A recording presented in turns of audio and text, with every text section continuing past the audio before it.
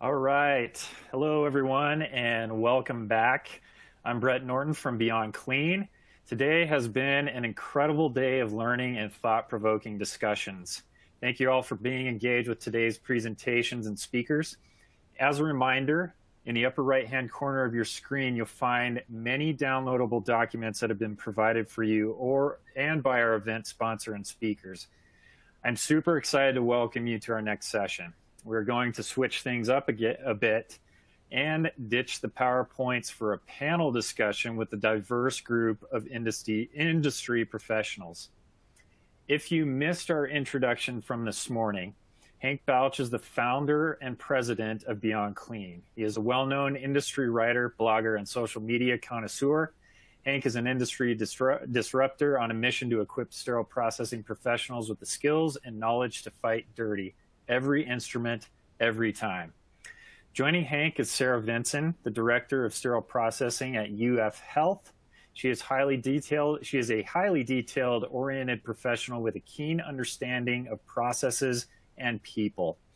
Sarah is highly motivated and driven to lead her team to successes. Sarah is also a member of the Beyond Clean Advisory Group. Marie Brewer is the manager of sterile processing at Unity Point Health in Cedar Rapids. She has over 20 years of perioperative experience as a surgical technologist and first assistant, sterile processing technician, coordinator, and manager. Marie is a nationally recognized leader in sterile processing and past president of the Iowa Isham chapter. She is a voting member of the Amy Ansi test writer for the Certified Endoscope Reprocessor, CER, exam and an activated collaborator on real-world studies. Bobby Parker is the Clinical Resource Manager at Beyond Clean. He has over 10 years of experience in the front lines of the sterile processing industry, having begun his career as a technician and working his way to supervisor and manager roles. Hospital C-suite leaders have numerous departments they are responsible for with sometimes competing budgets and strategic plans. How do you get sterile processing needs on their radar and leverage their support to get your team what they need? Join the conversation as these industry experts tackle this critical topic and provide insight for department leaders, technicians, and upline managers around the politics and arguments necessary to get investment when and where you need it. Get ready to get your wheels turning and share some of those C-suite collaboration best practices. Please join me in welcoming Hank, Sarah, Marie, and Bobby. All right, thank you, Brett. We'll give the panel a moment here to jump in with me. And yeah, as Brett said, we are super excited to provide a practical application to some of the things that we're already discussing in today's validated conference, especially right out of my session on innovation. The question on, okay, if you're sold on innovation, you want to be that cutting edge department, you want to upgrade and improve the process, now what? Because you're going to have a team of C-suite leaders above you that in one way or another will impact the future and the trajectory of your department. And so as Brett mentioned, we've got a fantastic panel set up today. And without further ado, let's jump in. And I'd like for everyone to kind of go around and give us a shout out to a C-suite leader that has positively impacted your department and career. And then we'll start there, and then we'll jump into some of the specifics. For everyone who's tuning in, one of the fun things that we like to do during these interview sessions is take questions on the fly. So don't save your questions to the very end. Go ahead and put them in the Q&A. We're looking right now. We'll pick them up throughout the interview today and try to tackle any practical or even theoretical questions that you may have about the politics, about planning, strategy, budgets, all that as it relates to the C-suite. How about Sarah, can you kick us off on your C-suite shout out? Yeah, I've actually been fortunate enough to have several, so this one's kind of hard, but the first name that popped in my head is Mike Kelly. So he definitely was willing to learn and would jump in and actually learn the job too, which I think is great when you can get your C-suite down and suited up, learning the ropes. So that's great. Awesome. Thanks. What about you, Marie? I guess the one that comes to mind for me is our VP and our COO, Casey Green. He's been really instrumental in bringing forward some new technology for us, supporting new machines.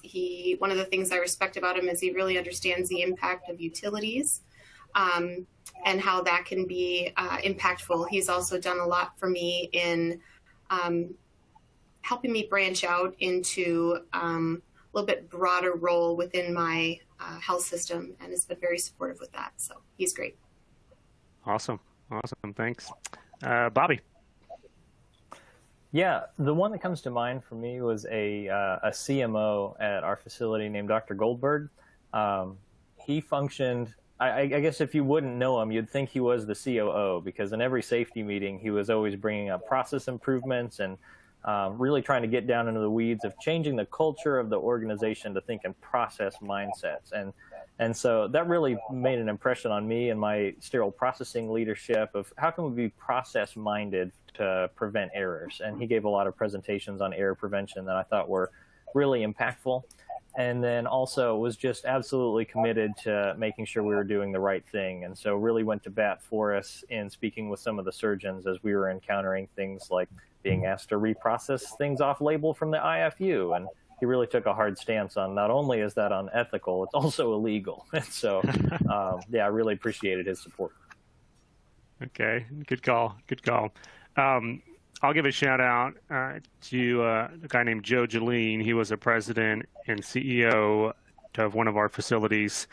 And what stuck out to me with Joe is we hosted our first ever sterile processing Olympics in the department. And I remember we booked a conference room and we brought everyone upstairs. We did the award ceremony and everything. We invited Joe to come and help us to award the grand champion Olympic prize. And that just meant so much to the staff, to have the hospital president and CEO, there to recognize them and support their accomplishments, even if it was something that was fun like that. But the important theme on all these shout outs that I want the audience to key in on is there's numerous reasons and contact points in these C-suite leaders that have impacted our departments. So everything that you hear today, I want you to be thinking, yes, that's one example, or that's two examples of ways that we can engage, but there's 100 different examples in every excuse that you can get to get that face time with your C-suite leaders is going to come back and pay dividends long into the future for your department. As we get going, I don't want to go too far without defining our terms. So we've thrown around the word C-suite. It's in the title. But let's kind of set the standard and the foundation here and define who are we talking about when we say the word C-suite, and what are their roles? And anybody can jump in here. All right, I'll kick us off here. Oh, Go ahead, Bobby. Yeah, I'll kick us off here. So C-suite, these are those executive level leaders. The C would stand for chief in their title. So the chief executive officer or the chief medical officer. And so they're really going to be the ones who are setting the strategy and the agenda for the organization as a whole and kind of overseeing the one as a whole. Some members that you may run into in healthcare would be your chief medical officer, your chief operations officer, maybe a chief nursing officer, and then that CEO president role as well. All right, thanks, Bobby. Marie or Sarah, do you have anything else to add to that? that's exactly it. How about this? Where do they live? If you're looking for them in a hospital, where are you going to find them? Usually we find ours on the first floor, administrative area. But Are they behind a couple of locked doors and like, I don't know, gatekeepers, also called secretaries? Is that typically what happens? Yes. Yes, Okay. with the big desk. Yeah. Okay, big desk. Okay, yeah. So if you're stumbling around in your hospital as a sterile processing technician or like new sterile processing manager, and you stumble upon a big desk, that's a good sign that you're getting close to the C-suite. The other good signs are, again, there's going to be multiple offices, like Bobby said, and they've got different roles. So you do need to be aware of which one of those C-suite leaders that you're talking to in conjunction with what it is that you want to talk to them about. And we'll get to that a little bit more here in a moment. Before we move past, though, on just kind of that defining the terms part of it, either Sarah or Marie, can one of y'all kind of speak to what that career ladder looks like for folks that get into C-suite? Just for some folks, who may be considering, hey, like I like healthcare, I want to get into leadership. Like, what would that career ladder look like, or what are you aware of in terms of your facility leaders? Sure, I can get started on that one. So there's sort of two different routes. One would be the clinical nursing, where they've started out on the floor and worked their way up the chain. A lot of times, these people are usually a wealth of knowledge because they understand it from the ground up. And they're also, the other route is more of the healthcare administration, business, and those type of scenarios. In our facility, a lot of times when we have up and coming leaders, they're coming directly out of like a master's level program at the University of Iowa and intern with us. And so we really get some fantastic people that way as well. Great. Do you have anything else to add there, Sarah? No, I agree. I think there's normally the two main pathways. Your clinical or operations or finance, the CFO. We didn't do a shout out for finance. That's a big one. But I think, my shout out to my executive, Mike Kelly, I think he actually came from IT. So, just because you're not in operations or clinical, you can actually, if you're a strong leader, in general, and you're good with people and understand strategy, I think those are the ones to advance. Yeah, that's a great point. And if anyone wants to kind of hear more about that topic, we did a podcast episode a couple of seasons ago with a guy named Brian Croft, who is a C-suite leader out on the West Coast. It was just great insight on what drove him to get involved in his sterile processing department in his facility and what that culture looks like, et cetera, and where he came from. And in that episode, he began his career as a transporter and then worked his way up, from transporting all the way up into the C-suite. So as we jump in here on that kind of connection again between sterile processing and the C-suite, I'd like to ask the panel here why it's so hard for sterile processing leaders to get the C-suite's attention in a good way.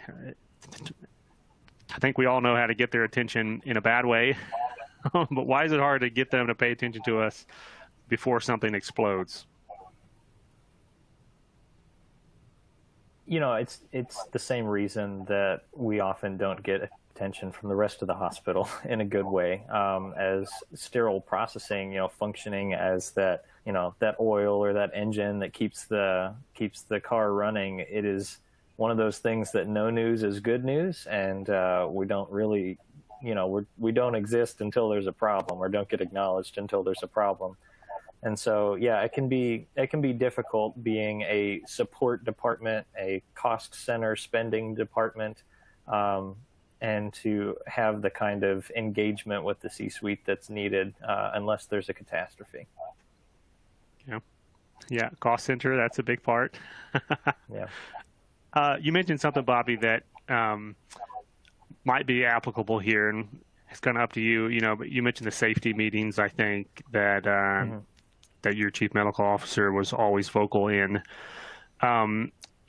Is that a place that I know, safety meeting, I guess the things being brought up there are kind of negative, maybe potentially, but is that a place that you could leverage some of that positive attention, or at least neutral attention, in the presence of C-suite? Is there anything else like that you would kind of speak to?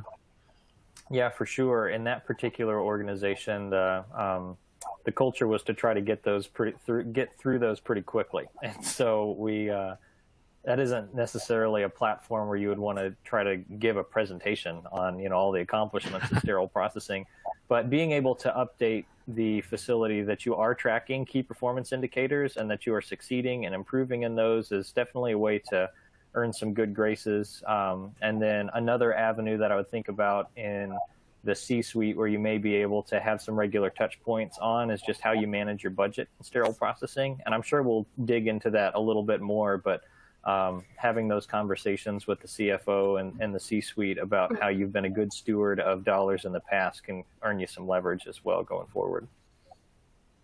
Okay. What about you, Marie? You have anything to add on why we are so often ignored?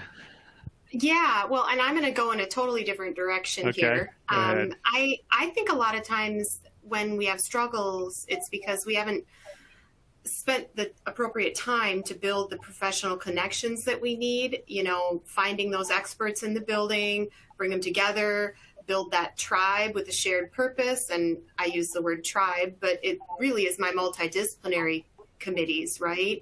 And so when you have those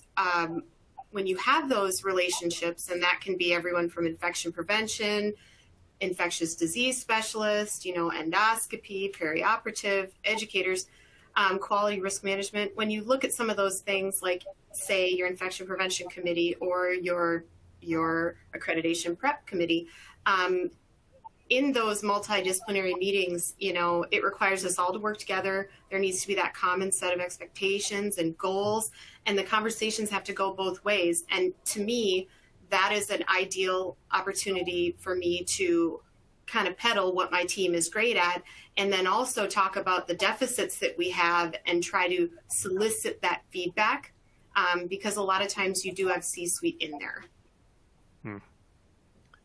That's a great point. What about you, Sarah? Do you have anything else, like perspective-wise, on why you would say it's so easy for these departments to get lost as comparison maybe to other departments in the hospital? I think because their preference, and I've actually been told this by a surgeon recently, is they prefer to not know we're there, and not in a bad way, but because they, expect to be able to do surgery smoothly. And so they have the trust in us. And so I think they don't really understand the full impact we have if we aren't working well. So I'd say, to the safety meeting, if you have a safety meeting in your organization, I'd try to get on the agenda to give updates, because I don't think they realize how, if one washer's down or if something happens, how that downstream impacts potentially the whole organization. That's a great point. That concept of kind of getting on the agenda or getting in the meeting. I wrote an article a number of years ago that referenced the idea to build your own chair, because when I first became a sterile processing manager, I can't tell you how many meetings I heard about, and I wasn't invited to. Like all these other departments were coming, and they didn't invite sterile processing, even though it would have been helpful if we were there and were able to give insight or at least learn about, what the conversation was.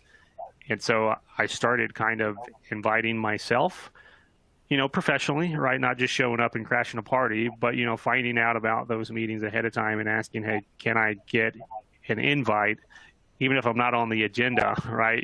Just get in there, start building those relationships and get that exposure to these other department leaders that then filters up to the C-suite, through your VPs, et cetera. So yeah, that piece is common, just the historical momentum. If they've always left sterile processing out, there's nothing to really change that model unless there's a catastrophe, or they run into a leader who says, hey, I don't want to be left out. I want to have a voice and I want to contribute, not just ask for things, but I actually want to give insight, perspective about the workflow. So yeah, that's a great point. All right, so we're going to talk a little bit about leaders. And as a reminder, again, if you've got any questions, we've seen a couple come through that we've already answered here, but if you've got any questions for the panel on C-Suite support, just drop them in the Q&A button at the bottom here. Where should leaders start? So let's say that you are a new sterile processing manager or director, or just an old one that hasn't gotten any support. And so you're watching this and you're like, yeah, I should probably get some things done. I've been hitting some brick walls. Or maybe, yeah, they're at the very beginning of that process and they know that there's a big renovation that needs to happen and there's some big equipment that needs to be upgraded. In your perspectives, as department leaders yourselves, like where would you start in cultivating that support? Marie, like you had something good to say earlier about building those connections. Like what advice would you give kind of step one? As far as building the actual relationships with the C-suite or the other leaders, well, I guess kind of back to my folks, they always said 95% of life is showing up. And so that's the first thing that I would suggest is finding the time to get out and meet the different leaders. And that can be as simple as inviting a leader out for a cup of coffee or go visiting a department, finding those experts on your multidisciplinary committee. And more than anything, when I'm building those relationships, I'm trying to figure out what the shared purposes that we would have between, one another. So I think the more that you can do with practicing mindful listening when you're working through these things, you'll talk less, you'll understand more, and you'll be quickly known as a trustworthy person. So acknowledge when problems are brought to you. Even though we don't necessarily understand the ramifications or what the issue actually is, we could acknowledge it and offer support. And then, most of all, I think everybody wants to feel appreciated. And so, praise and recognition can help open the door to positive working relationships with others. So Sarah, what about in your experience in kind of mentoring the managers in your departments or your facilities for helping you build that bridge to the C-suite? Like, where's the best place in your experience to begin that? I think exactly what you said before, trying to, if you're not invited already, get an invitation to some of the meetings that are happening. I try to engage my leaders and invite them to come to different committees, or even for myself, if I know my VP's going to meet with some of the surgeons or someone on a particular project, I'll ask, do you mind if I come and listen, so I can learn, because I'm always wanting to learn more as well. Something super simple potentially, which I know only happens once a year, to try to get C-suite exposure is, invite them to your SPD for SPD week, host an open house or something, and encourage them to come stop by and meet the folks if they haven't done that before. I mean, you just gotta reach a hand out and see if they take it. Yeah, no, that's great. And I'll add to that. I was just telling someone this last week about SPD week, and all the weeks, there's almost a different department week every week in the year, they're highlighting because there's so many departments in our hospital. But it's at its root, someone decided at some point, hey, we're going to have a sterile processing week and it's going to be this week and this is what we're going to celebrate. And I want to encourage leaders and even technicians out there that you can create your own week and your own excuse to have a lot of focus and attention. And you don't even have to wait until that, second week in October every year to do it. If you want to decide November, the first week in November is our department week in our facility that we're going to highlight, new technology every year or the staff accomplishments every year. Is create that holiday, talk about it, post about it, share about it, and then celebrate it. And there's nothing stopping you from having your own week are creating your own excuse again to give that spotlight and platform, not only for the C-suite, but anyone in your department. So don't be constrained, I guess, is what I'm saying, to what the industry outside gives you as an opportunity to promote yourself. Like, really try to get creative internal and say, I can do whatever I want to do as a department, as a leader, as a team, to build bridges, as we said. So yeah, that's a great point, Sarah. Thanks.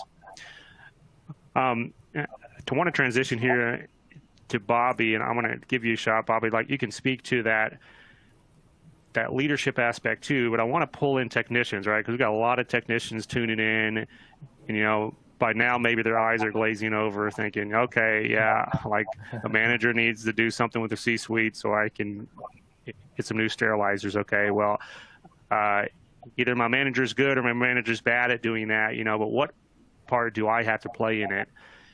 And I want to give you the opportunity to speak to that. Is there any insight that you can give to these frontline technicians, these lead techs and supervisors, for how they can be a critical part in getting that support for these big, innovative pushes that these departments are looking for?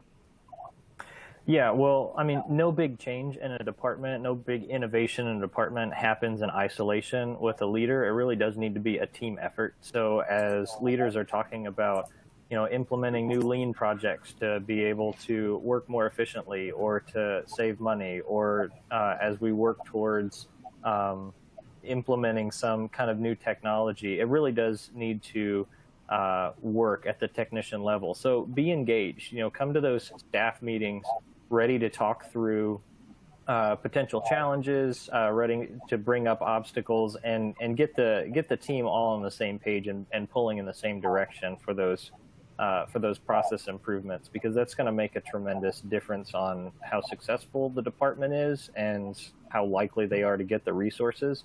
If the department has not managed the resources they've been given well, they're not likely to get much of a voice in asking for more. Another thing, just culturally, that I can think about is try to be involved in some of that department recognition for the hospital. One of the things that we did in just getting the word out about what we were doing was had a sterile processing newsletter, and we sent it to surgeons, to everybody in the C-suite. We sent it to other managers. We printed it out and posted it in the OR just to talk about what exciting things were going on in the OR. And we always gave room for the technicians to be able to write, columns in that newsletter to talk about, their personal experience or exciting things that are going on in the department. And so, yeah, just being involved with the department's image and the organization as a whole can be a big part of it. You don't have to be a manager in order to make an impact on the impressions with the C-suite. Awesome. Great point. What about you, Sarah? Do you have any insight for frontline technicians in addition to what Bobby said? No, I think I agree. I think it's important that they speak up and come to the staff meetings and give opinions, especially when it comes to selecting equipment. I tell my staff all the time, you're going to use it more than I will. It has to work for you. So, tell me why it's important, and I'm the one, bringing up the message up the chain. So definitely come to meetings, give your input, tell why, explain why it's important, because that helps us, carry the message. All right.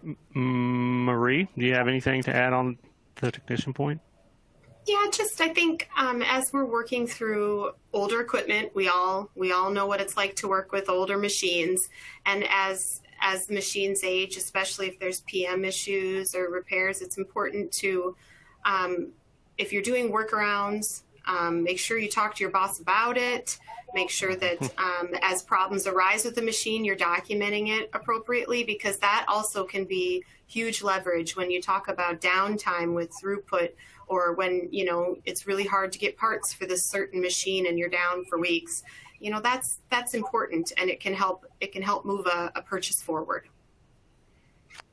That's a massive point. I want to reiterate that just in case anyone missed it. That documentation piece, yeah, emphasis is so huge for making the case, for allowing your manager and director to make the case for why we need to replace this equipment. And I cannot tell you, it's so easy as a frontline technician, because I've been there. The equipment's down, like you're just focused on, okay, getting the job done. Now I got to get it done some other way. Cart wash is down. Okay, now I got to go back and manually clean the carts, and that's what my focus is.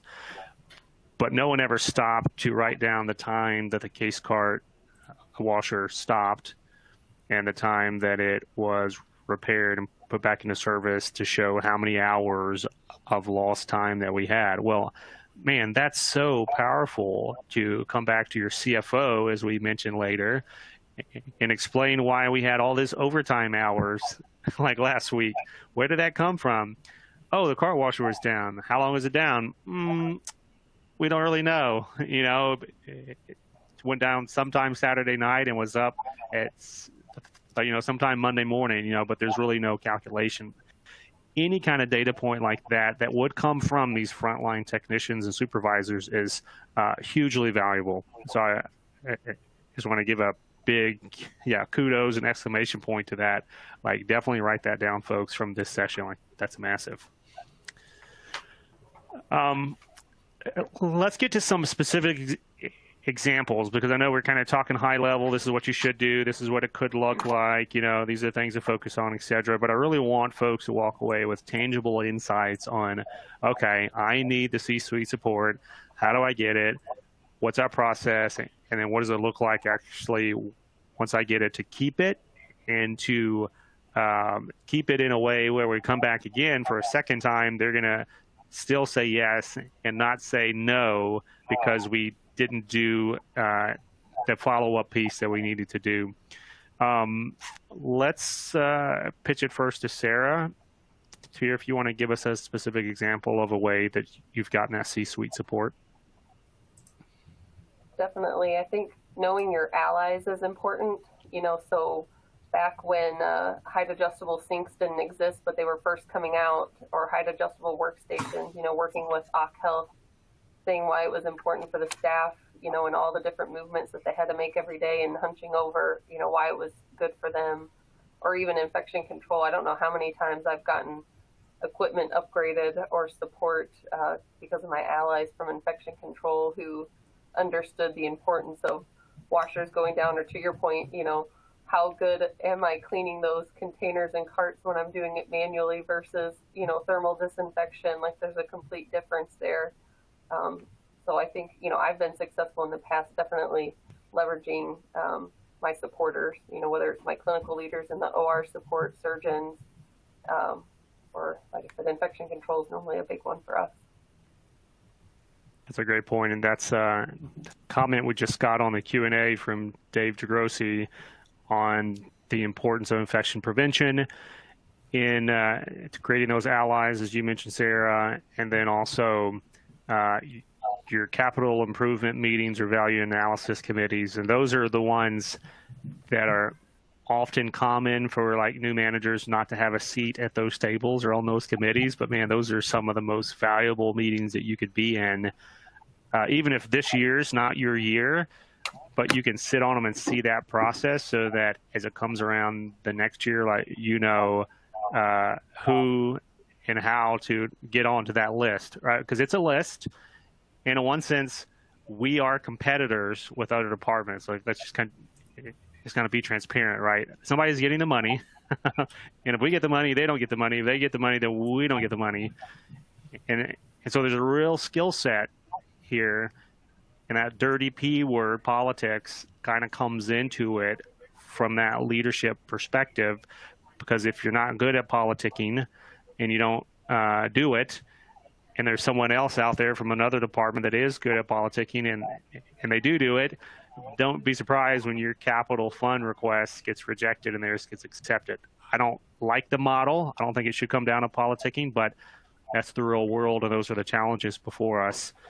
So yeah, that's a very important point to at least be there. Let me kick it over to Marie. Can you give us some concrete examples of some times that you've got that C-suite support? Yeah, I think when I'm getting ready to make a resource request, I really focus on three things. Who is my audience? What do I need or what do I want? And then what do I need to give them to get approval? And so, like, for example, if my audience is the C-suite, I'm going to focus on risk, capital costs, possible financial savings down the road, and if relevant at times, I can even reference lawsuits that are ongoing or in the U.S. issues with outbreaks. Versus if I'm speaking to like a foundation for a capital request, I'm going to focus more on staff impact, patient safety risk, patient experience, those type of things. Once I have my audience defined, then I'm going to define what I want. And in that section, I'm going to talk very specifically about the risk or the cost of staying with the old equipment and process. So, and then lastly, what do I need to give them? So the supporting documentation to make the argument quite persuasive in a way that hits home for them personally. I use an SBAR format, situation, background, assessment, recommendation. I keep it to less than half a page, and I keep the verbiage very simple, so it doesn't matter who you are. If you're the CEO or you're the OR director or you're the CFO, it doesn't matter. It's written in a way that's easy to digest. And the piece where I think the rubber meets the road is talking about clearly defining the risk of staying. So a very concrete example, last year we replaced all our steam sterilizers. So that was 12 of them, but we were in the midst of COVID and they were going to pull the plug on the project. Just with all the capital that was, or all the finance issues that we've all dealt with due to COVID. I had put together a brief SBAR that simply defined that the motherboards were no longer available or being manufactured for these sterilizers. So when they go down, they're down. And we had already lost 2 machines. And in addition, I defined what it would cost to actually bring a mobile semi-truck through, which was $250,000 just to drive it onto the lot, and then the plumbing and all of the electrical components that would be needed in addition to extra staff. So when they were able to take a look at, well, replacing the sterilizers now, or knowing that we're going to be rolling the dice, we already have 2 of them down, and the capital outlay was 4 times what it would have cost to replace the sterilizers, it became a very easy decision for them to go ahead and proceed. So you brought up 2 things there that I want to kind of get a little more insight on. The first is outlining those risks of the current state of affairs, because keep in mind, we're talking about innovation, right? So the kinds of things that we would be asking for potentially, would be things that it may be easy to look at and say, well, yeah, you don't really need that. Like, why do you need that one? Can't we go like a couple of steps down? Or why do you need this new thing that I've never heard of and I'm not aware of any other departments in our market that have this thing? And you laid out, one of the most powerful arguments is, well, let's look at the current risk with the status quo. Mm-hmm. And my initial, question on that or concern is that's a fine line as a manager to say, to lay out and say, hey, what we're doing right now is risky. And if you don't want us to keep taking these risks, you need to invest in this thing. But what you're saying is you're able to do that in a way that didn't put, you on the defensive for the C-suite to say, okay, Marie, so why are you currently doing risky practices? So how did you navigate that? Well, transparency, owning what is going well and owning what is not going well, defining financially what the workarounds are and what they cost. And a lot of times that falls under labor and extra consumables. So, frankly, it's having your documentation done and done well for me. Yeah, well, no, that transparency piece is huge.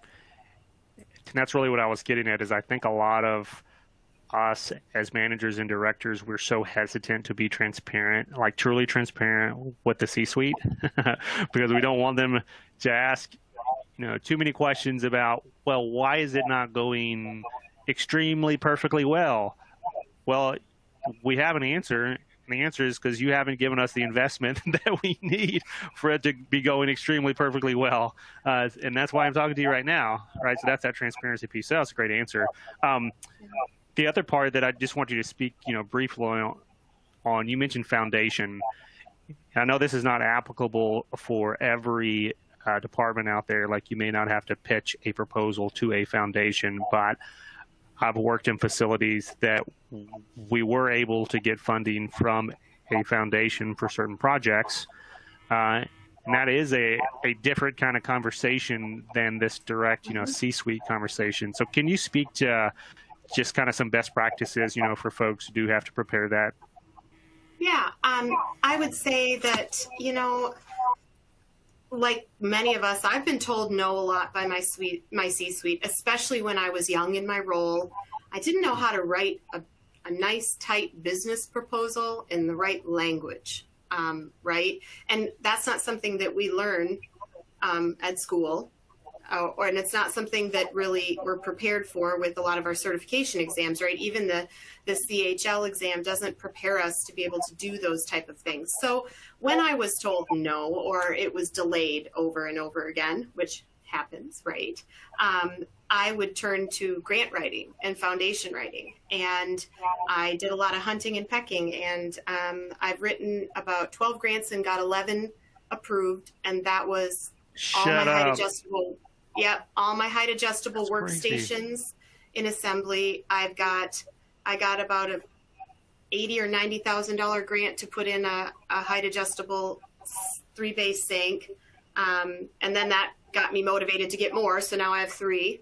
But I guess the C-suite isn't the only way to go. And we all have budgetary constraints right now. It's not the only way, but you just have to be driven to succeed. And honestly, I've mentored people under me to be able to write for grants as well. So, again, working through that mentorship and that succession planning, take your people with you. But as I work through foundation requests, I really focus on the staff impact. And, the sinks, well, the ones we have work, right? Well, but they're not height adjustable. My people are almost crippled, bending over into the sink. So focusing on the staff impact, bringing our PT in to do an ergonomic assessment and talking about the, just the impact, or even just risk to the staff, patient family experience, throughput issues. So when I write for a foundation, it's more about the human impact. And when I'm writing for the C-suite, it's more about risk, savings, cost. Okay, yeah, that's great. That's very helpful. And I can tell you right now, we're going to get you back for another conference to talk about grant writing in particular, because you probably got a lot of folks excited. I know I am. Like, that's a great record. My grants if you're a football are coach, you'd be paying $1 million. Okay, yeah. Great. Okay.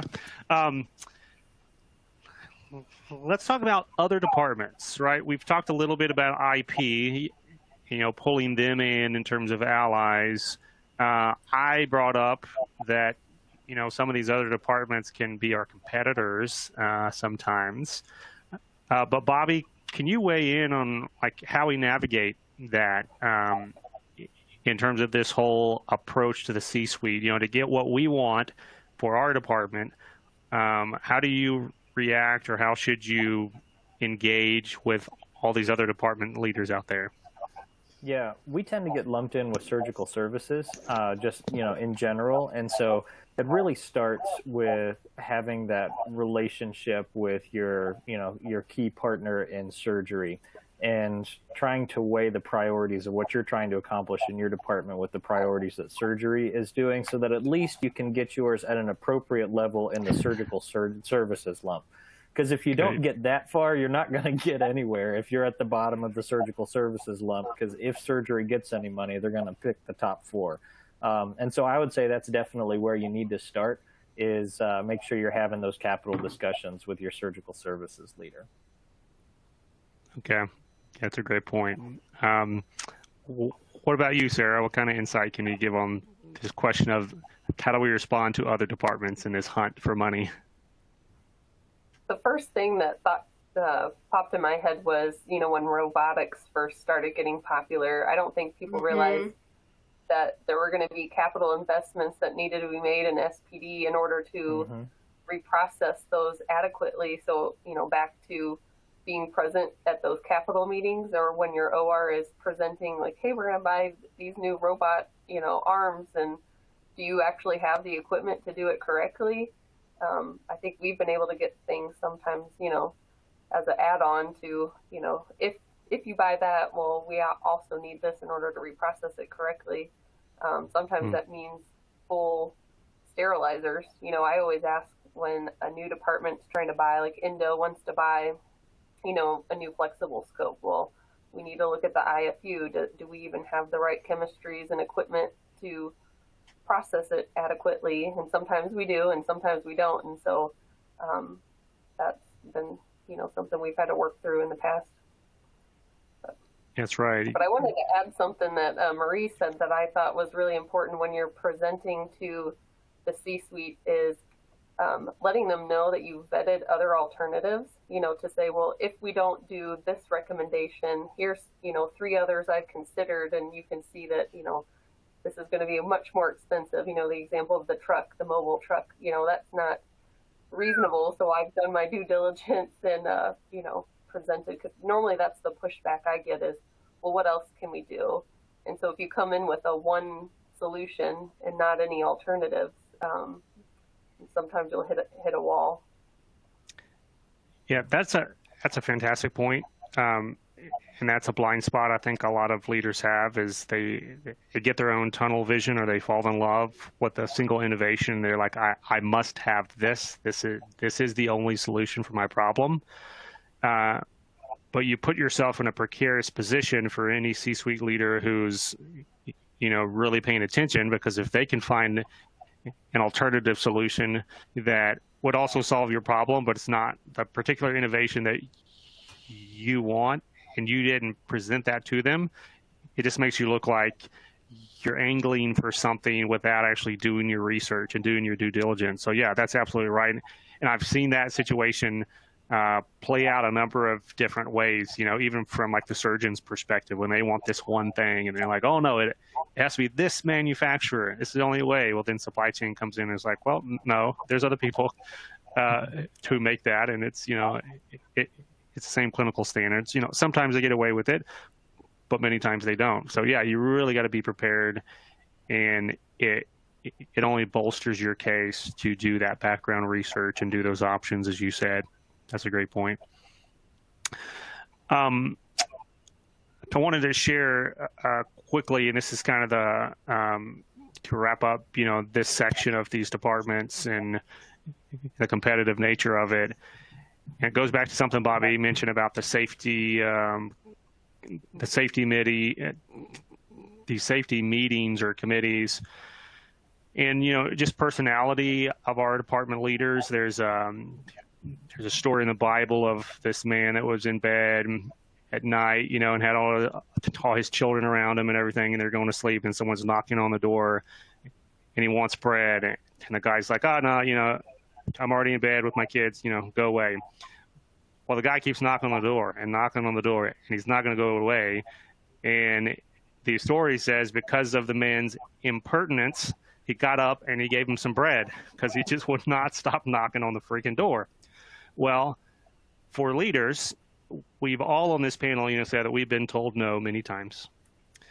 And that can be very disappointing and disheartening, especially if your whole department knows that you're trying to get them that new cart washer, right? They put their hopes and dreams on you, because you're the hero that's going to just change their world.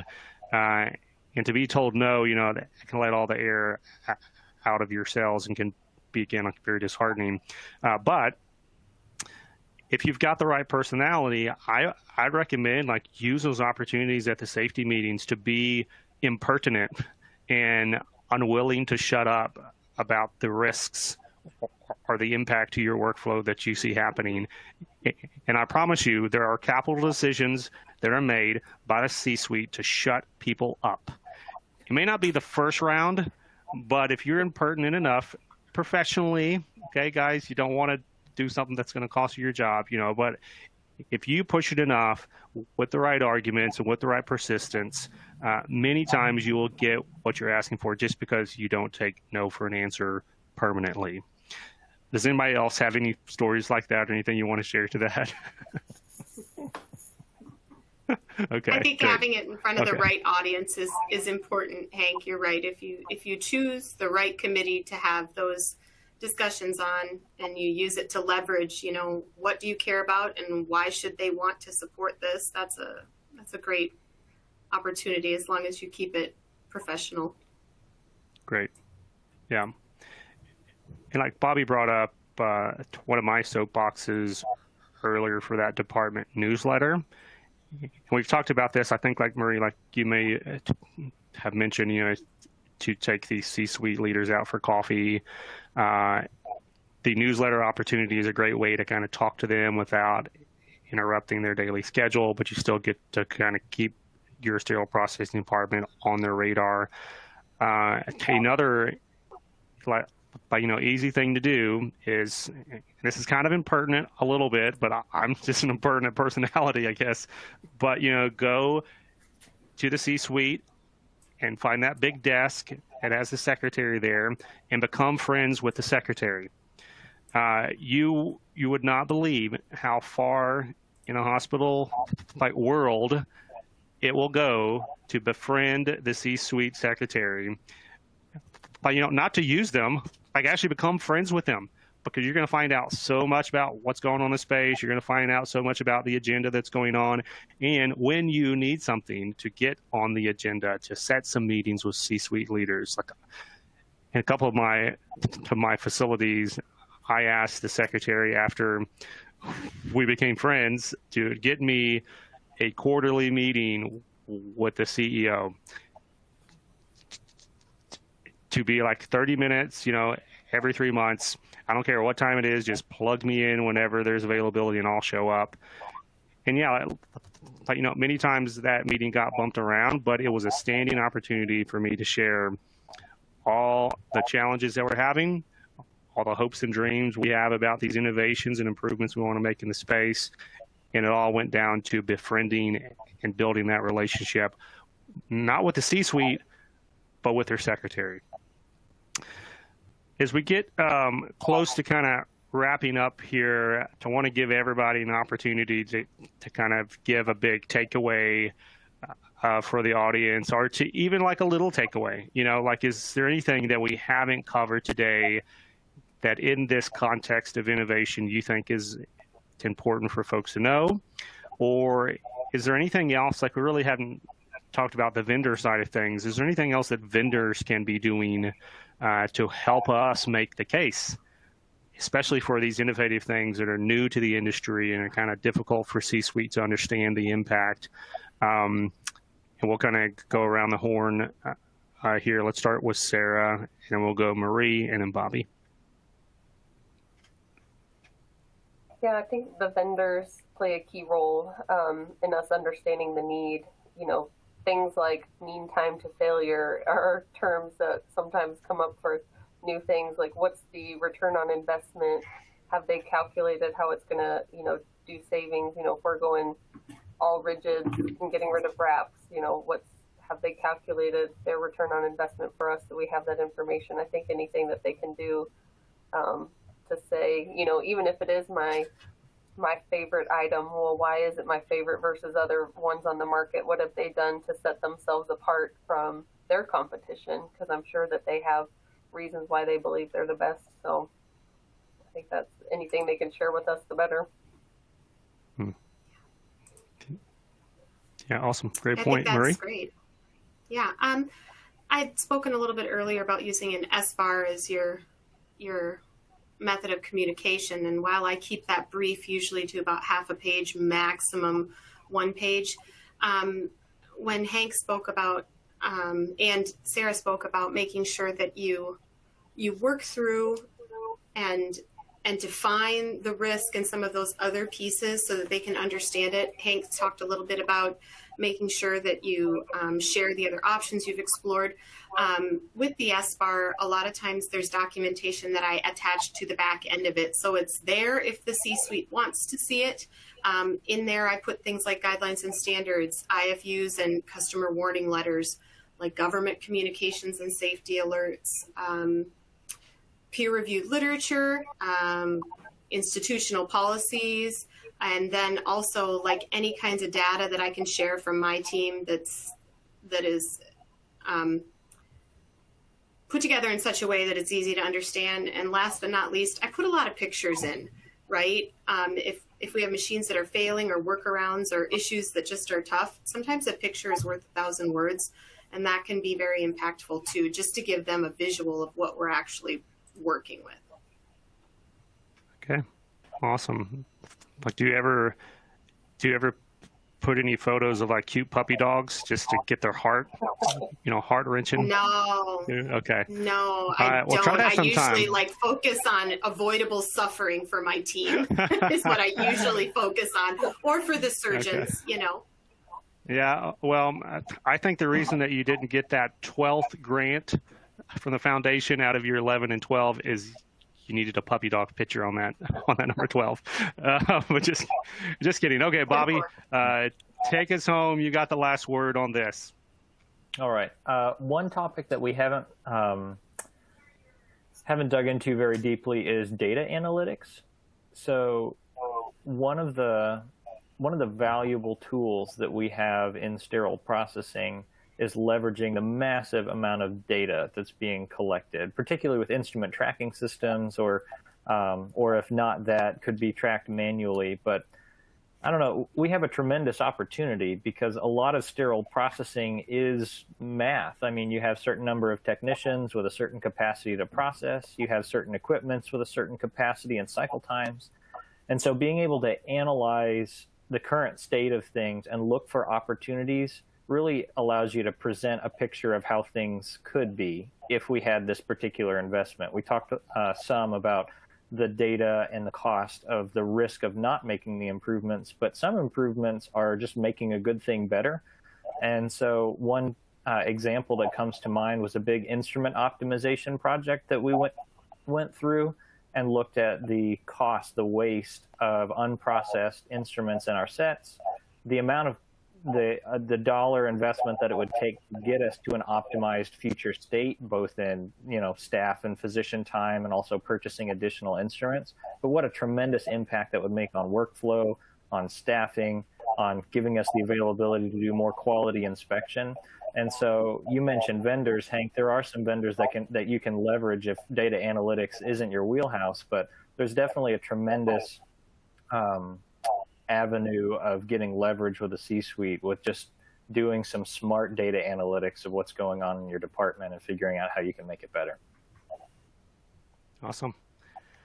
Great point. Well, Brett, if you want to jump back in here, looks like we may not have time for any more questions, but at least we can wrap up and just say terrific panel today. We've got a lot of takeaway on the gaps in education, for sterile processing leaders. I know that math piece, Bobby, like math is not my strong suit, right?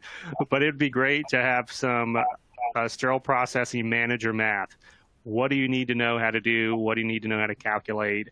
To Marie's point, how do you write a successful grant without even having to use puppy dog pictures? Like, that's like a skill set all by itself. And then, as Sarah brought up, all the cultural, political, strategic alliances, that have to be built that are not trained in any textbook. You don't necessarily read those things. You got to fill those things out as an individual. And I think we're at the very beginning of our industry's growth in training our department leaders and our future leaders, the technicians who are tuning in today, and even the part that they have to play. So I really appreciate each one of y'all's contribution to the panel. And with that, Brett, I'm going to turn it back over to you.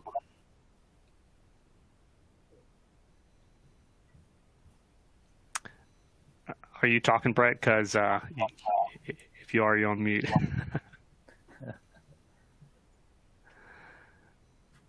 It's the world of Zoom. You're on mute. You're on mute. All right, you guys hear me? Yes. Yeah. There's a little bit of a connectivity issue. Sorry about that. You're good. But yeah, on my side, on the vendor side, I've seen some challenges with sterile processing professionals trying to, to get these newer and more innovative technologies into the departments. But there's the challenge with cost, and also, there's also the thought process of not wanting to go too far on the innovation side, where you're leaving out, older process, like with robotics, right? You don't want to buy an ultrasonic that's just made for robotics. You want to have it both ways. So yeah, thanks again, guys, and very good conversation. Looking forward to more on that front. And as we close out this one, we've got 3 more coming at you for this afternoon. So make sure you stick with us. If you have any additional questions that you'd like to ask the group, feel free to reach out to them via their contact information in the speaker bio section. There will be a short 15-minute break before the next session, and wanted to once again thank you guys for joining us today. We'll see you all for a discussion dedicated to speed and patient safety next. So thanks again, everyone.